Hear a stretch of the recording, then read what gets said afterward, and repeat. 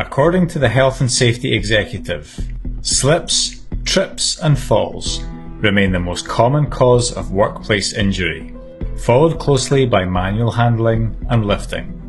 Incident investigations identify lack of hazard awareness and how hazards can change during a task as an underlying cause of many incidents. It's important that we understand the hazards at a site, the harm they can cause, and how we can control them.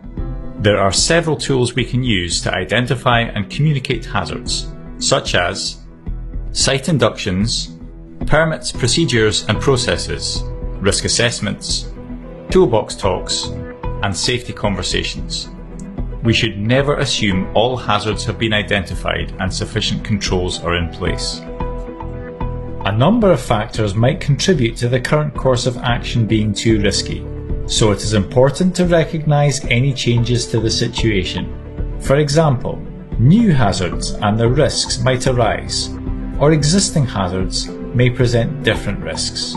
Operational activities might change, requiring reactive rather than proactive decision making, and signs of fatigue in personnel should be monitored and addressed. It is important to never be complacent about risks, as they will always exist and sometimes show up in unanticipated ways.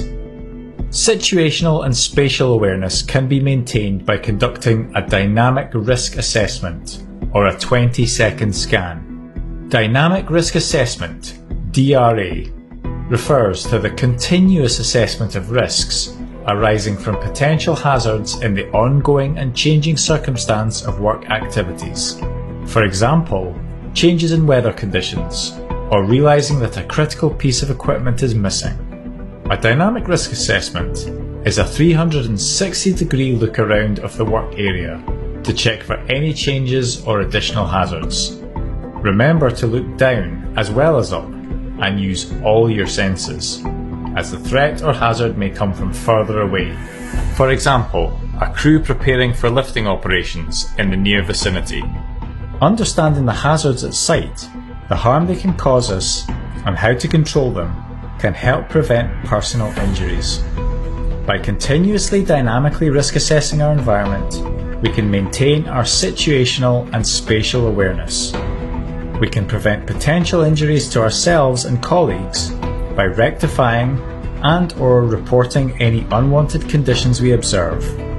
Reporting unwanted conditions allows our organisations to act on them and communicate any applicable learnings. If it doesn't look, feel, sound, or smell right, it's probably not.